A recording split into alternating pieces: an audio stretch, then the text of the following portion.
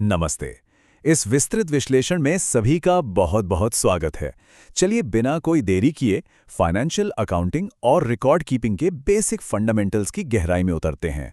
हम शुरुआत कर रहे हैं चैप्टर 1 से, जो है इंट्रोडक्शन टू अकाउंटिंग, यानी अकाउंटिंग असल में है क्या।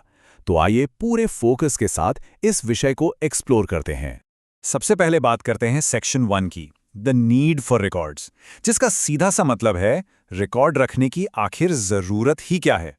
जरा सोचिए, एक बहुत ही आम और रोजमर्रा की जिंदगी से जुड़ा सवाल है, क्या हर एक लेन देन को जुबानी याद रखना किसी के लिए भी मुमकिन है?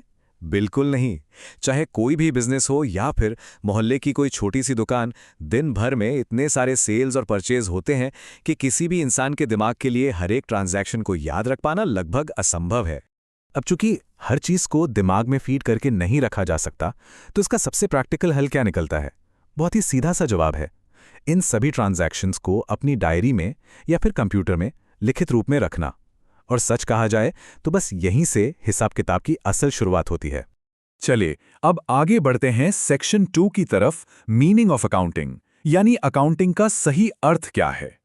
जब हम अकाउंटिंग की बात करते हैं तो इसे एक बहुत ही व्यवस्थित यानी एकदम सिस्टमैटिक प्रोसेस के रूप में देखा जाता है। अंग्रेजी में इसकी सटीक परिभाषा कुछ इस तरह है: accounting is a systematic process of identifying, measuring, recording, classifying, summarising, interpreting and communicating financial information. ये कोई रैंडम या बेतरतीब काम बिल्कुल नहीं है, बल्कि एक प्रॉपर स्टेप बाय स्टेप चलने वाली प्रक्रिया है।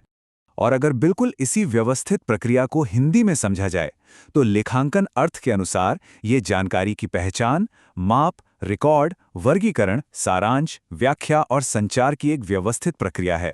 इस पूरी साइकिल में हर एक कदम बहुत महत्वपूर्ण है और कोई भी स्टेप मिस नहीं किया जा सकता। इसे अगर और भी सरल शब्दों में डिकोड किया जाए तो अकाउंटिंग एक ऐसी प्रक्रिया है जो फाइनेंशियल एस्पेक्ट्स के बारे में रिकॉर्ड रखती है। मतलब किसी भी ऑर्गेनाइजेशन या बिजनेस में पैसों का जो भी आदान प्रदान हो रहा है, उसकी पूरी जानकारी एकदम लिखित रूप में रखना ही अकाउंटिंग कहलाता है। अब आते हैं सेक्शन 3 पर, बेनिफिट्स फॉर द बिजनेस, यानी एक बिजनेस को इसके क्या क्या फायदे मिलते हैं। किसी भी छोटे दुकानदार या बड़े बिजनेस को इस तरह के व्यवस्थित रिकॉर्ड रखने से जो वास्तविक फायदे मिलते हैं वो कमाल के हैं। पहला फायदा, पैसों की लेन देन के बारे में लगातार जानकारी मिलती रहती है। दूसरा और शायद सबसे बड़ा फायदा, बिजनेस के प्रॉफिट और लॉस यानी मुनाफे और नुकसान का एकदम सटीक पता चलता है। और तीसरा, ये भी साफ साफ पता चलता रहता है कि बिजनेस में कितनी पूंजी यानी कितना कैपिटल लगा हुआ है। इसके बाद बारी आती है सेक्शन 4 की, वाई लर्न अकाउंटिंग, आखिर लेखांकन सीखना जरूरी क्यों है।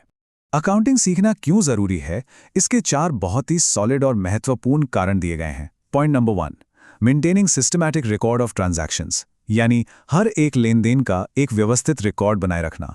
पॉइंट नंबर 2, असरटेनिंग प्रॉफिट और लॉस, मुनाफे या नुकसान का पता लगाना। Point number 3, ascertaining financial position, business की असली आर्थिक स्थिति को जानना। और चौथा, जो कि बहुत ही अहम है, प्रिवेंशन ऑफ फ्रॉड्स, यानी धोखाधड़ी या किसी भी तरह के गबन से बचना। लेखांकन क्यों सीखें के तहत इन्हीं बातों को अगर हम हिंदी में संक्षेप में समझें तो मुख्य रूप से 2 चीजें सबसे जरूरी बताई गई हैं। पहला, लेन देन का एक व्यवस्थित रिकॉर्ड बनाए रखना, और दूसरा, लाभ या हानि का सटीक पता लगाना। यही लेखांकन सीखने का मूल उद्देश्य है, जो हर बिजनेस के लिए एकदम जरूरी है। और अब इस चर्चा के आखिरी हिस्से यानी सेक्शन 5 पर चलते हैं। What is accountancy? अकाउंटेंसी आखिर है क्या? देखिए, अब तक हमने अकाउंटिंग की पूरी प्रक्रिया के बारे में बात की, लेकिन अकाउंटेंसी क्या है, इन दोनों के बीच का अंतर समझना बहुत ही जरूरी है। इसे बहुत ही आसान शब्दों में ऐसे डिफाइन किया गया है, the knowledge of how to make accounting is called accountancy. जी हाँ, अकाउंटिंग कैसे करनी है, इसके नियमों, सिद्धांतों और इसके पूरे ज्ञान को ही अकाउंटेंसी कहा जाता है। आसान भाषा में अकाउंटिंग एक प्रोसेस है और अकाउंटेंसी उस प्रोसेस को करने का ज्ञान। तो इस पूरे विषय की गहराई में जाने के बाद एक बहुत बड़ा और सोचने वाला सवाल सामने आता है। अगर अकाउंटिंग ही वो टूल है जो धोखाधड़ी से बचाता है, लाभ और हानि का सटीक पता लगाता है और पूंजी पर नजर रखता है, तो क्या कोई भी बिजनेस सच में अकाउंटेंसी के ज्ञान के बिना लंबे समय तक बाजार में टिक सकता है? ये एक ऐसा सवाल है जिस पर जरूर विचार किया जाना चाहिए।